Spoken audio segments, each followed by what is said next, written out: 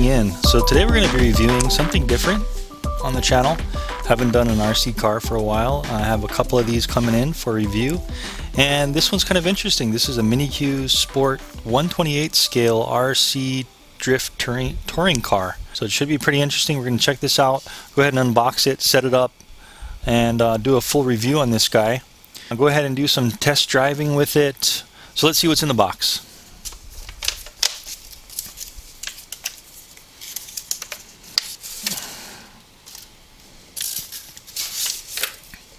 Okay, so there we go. Everything's out of the box. Basically all we have is a controller, a car, and this little, looks like this would be the instruction manual. So very simple. And let's see what we got. So the controller here is going to be our basic pistol grip wheel controller with some foam on the outside. Looks like it's just got like a built-in antenna here. We've got a few buttons here, so let's see what all these buttons are. So basically we have right and left trim. We have two LEDs. Looks like probably power and the bind LED to make sure we're connected. Speed up, speed down, so that would be probably trimming for the throttle. And then bind on or off, so just our power switch on and off, looks like. And then basically our battery compartment here. Looks like two can be stacked in there, two slots of two, and this thing just goes in there and just kind of clips in like that and won't come out.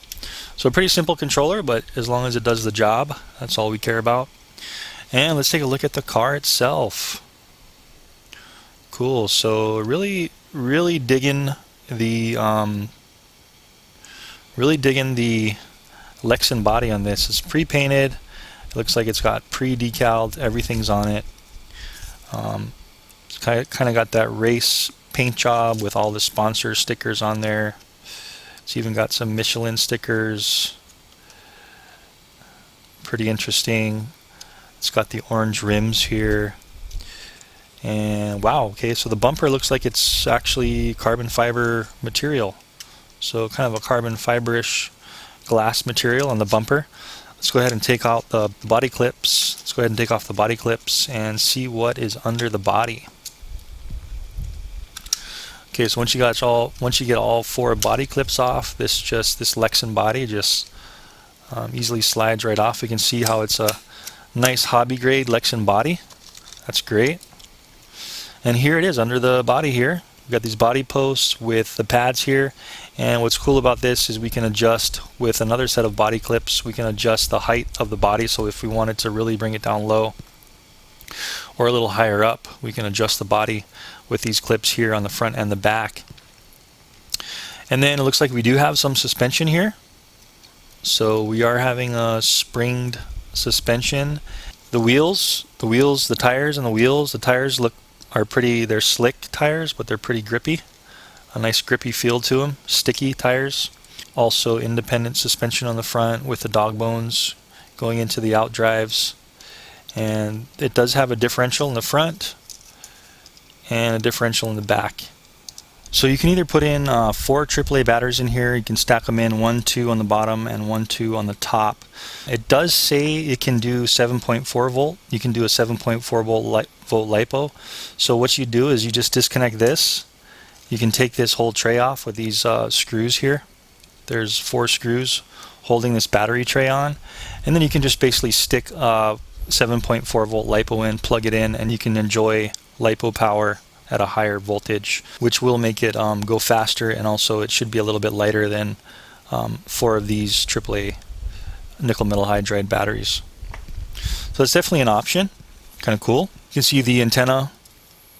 We have our power on and off switch on the bottom here. It was on for some reason.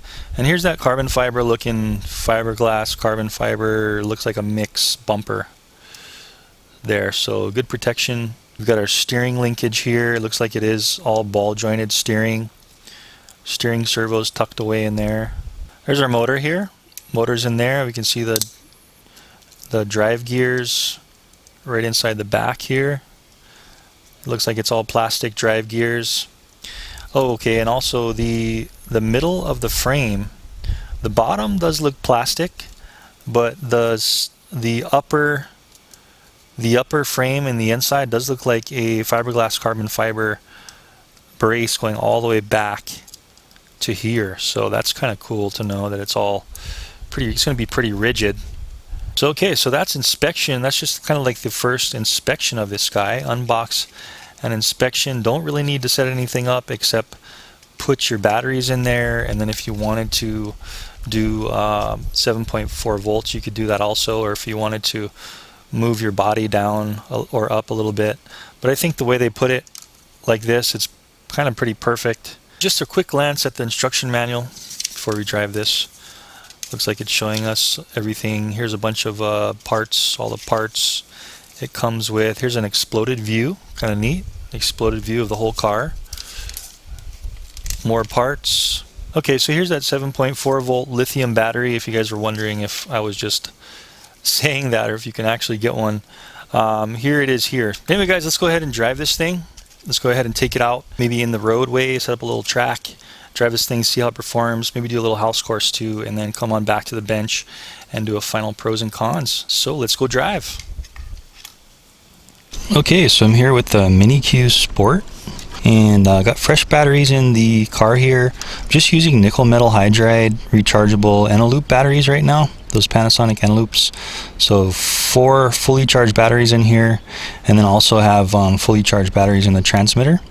So we're going to do a little drive here and see how it performs, and then also do maybe a range test and get some run times up. So let's try it out.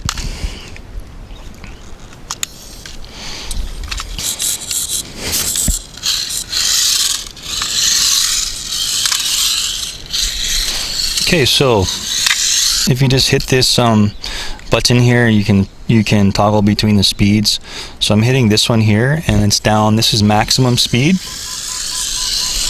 So that's a really low speed, maybe for a beginner. And it seems like it's just limiting the power because it is getting a little less powerful coming uphill as well. Click that up.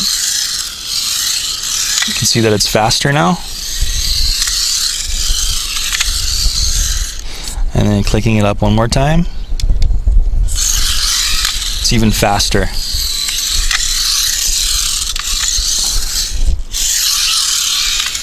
So it seems like that's the fastest speed. So it has 3 speeds, slow, medium, and fast.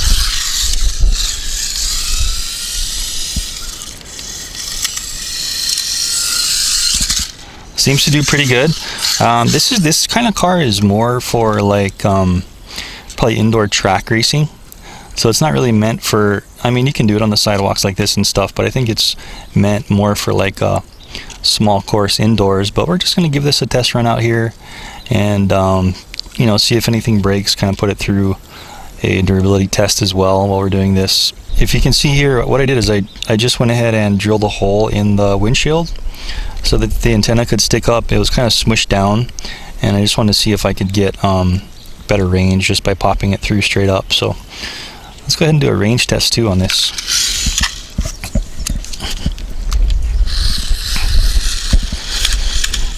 Okay, so I'm just going to drive out to away from the cul-de-sac here, see how far we can get.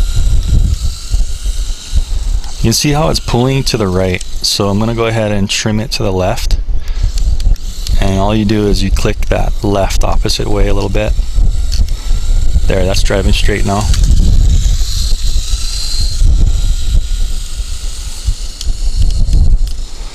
Okay, so let's see how far it goes. Okay, so that's about it. About 100 feet until I'm kind of losing range here. Let's come on back.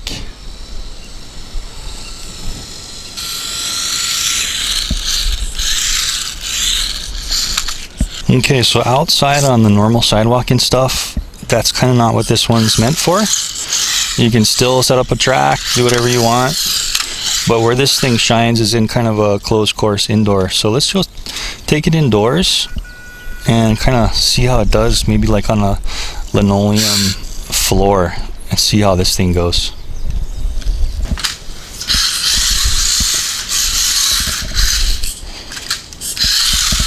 I'm going to do a little bit of driving around on the floor, see how it is. Excuse the mess, but this will give us a good idea of how it does kind of indoors on a smooth floor like this.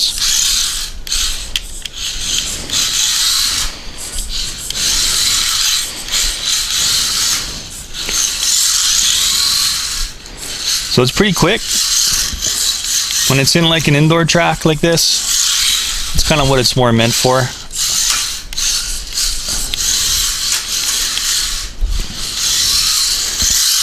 So you can see it drifts a little bit, getting some drifting going. If we did go ahead and upgrade to LiPo, we'd have a lot more power, which this is capable of doing. There is a LiPo pack. But as it is, still pretty fast. Definitely fun to drive. So you've got to push to brake first, and then you let off the brake, and you push brake again, and it goes into reverse. So I'm going to do some full throttle and brake stops here real quick.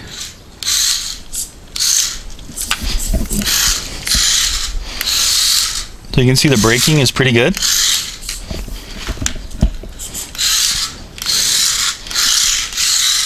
Not bad. Pretty precise.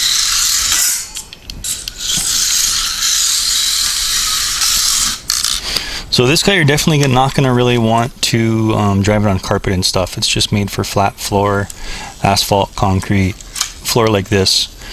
But anyway, kind of cool. This is definitely going to be fun for somebody that wants to do maybe indoor racing. To start with indoor racing, and you can have those upgrades. Anyway, Mini-Q's pretty cool so far. Mini-Q Sport. Let's go ahead and get this thing back to the bench and kind of do a final pros and cons. I'll have the run times up there and just kind of my final thoughts on what I thought about this thing. So we had some drive time with the Mini-Q Sport, little 1/28 micro racer, or mini racer, whatever you want to call it. And pleasantly surprised, this thing did pretty well for a cheap sport version of a little hobby grade racer of this size. So we're just going to go through a little bit of pros and cons on the Mini Sport here and see how it did. So first of all, the looks are great. It has a cool Lexan body, really strong, finished well, has all the pre-installed decals and stickers to make it look cool as far as hobby grade racing goes. Body post great, adjustable, all that stuff. Tires are really solid. The traction's good. It's got the that kind of bumper bracing thing going on, where it's a fiberglass carbon fiber bracing that goes all the way through to the back to give it that added strength. And the cool factor about this is you can upgrade from that nickel metal hydride here battery pack to a 7.4 volt power plant battery, LiPo battery, to give it way better power and speed. So that's also available. But anyway, this thing had 3 speeds of driving. As you can see in the driving video on the controller, it has this speed button where you can go up and down and change it from really slow to medium to fast, depending on if you're like maybe a beginner driver and you can't drive so well. You won't be crashing into things until you learn how to drive in the slower speeds. So as you can see, I did a little bit of driving on the sidewalk and the pavement, and that's really not the place for one of these kinds of cars. One of these kinds of cars is meant for in the house, like on hardwood floors, linoleum floors, something like that. Not even really carpet, maybe really low fine carpet perhaps, but really its main use is for like doing kind of like a little mini course in the house, or at like a professional track indoors, an indoor track at your race club. And that's what these are basically meant for. So this is the introductory version, where it's the sport version. It's kind of like one of the cheapest ones you can get, but really good introduction if you're trying to get into like mini racing like this and you wanted something cheap and that performs well. I think this is a good choice for something like that. And of course there's a few hop-ups you can do if you did want to go a little faster. As I mentioned before, the battery, there's a few motors you can get. There's aluminum and carbon fiber parts you can put on this, so you can start cheap like this, and then you can go ahead and upgrade it as you see fit. So that's a good option. So of course, always 4x4. This thing is 4x4. It does have a steel drive shaft down the center, which is really durable, and didn't break any parts on it. did a bunch of crashing, and I think about three hard battery runs through this thing with these nickel metal hydrides, and it did really well. Nothing broke. Got a little bit of hair in the wheels, which is normal. You just have to get the hair out once in a while if you have like girls in the house that have some hair. So just had to unwrap the hair from the wheel a few times, but otherwise did really well. Seems very durable. Of course, the 4x4 is going to give you plenty traction. The range on this was 100 feet. I did a range test down in the cul-de-sac down the road, and I got about 100 feet until I got some weird dropouts in the control. So expect about 100 feet. Don't know why you'd want to go any more than that with a small Mini like this, because it's so small anyway. You don't want to go that far. And then the runtime on the stock setup, where you put the 4 AAA nickel metal hydrides in it, it seemed like I was getting about 20 or so minutes, maybe 15 to 30 actually, depending on how hard you drive it. So a lot of runtime and a lot of fun for just one set of batteries in there. It takes that 4 AAA stock, and then you can put that aftermarket 7.4 volt LiPo in there if you wanted to. And then, of course, if you wanted to hop it up, you can go ahead and click the link in the description of where to get this. And there also should be some parts on the website where this is available. You want to go check that out. And as you can see, I did drill the hole, as I mentioned before, in the drive test for the antenna, just to stick out as high as possible to get a little bit better range. Anyway, guys, I hope you liked the review of the little Mini-Q Sport Mini Racer, and it was helpful for you. I do a lot of reviews like this: RC cars, quadcopters, hexcopters, nano hexcopters, larger hexcopters with a GPS, the smart ones, action cams, flight test mods, all kinds of stuff. So go ahead and check out the channel. I think you'll like it. But anyway, thank you for tuning in, and I will see you in the next video. Thanks for watching.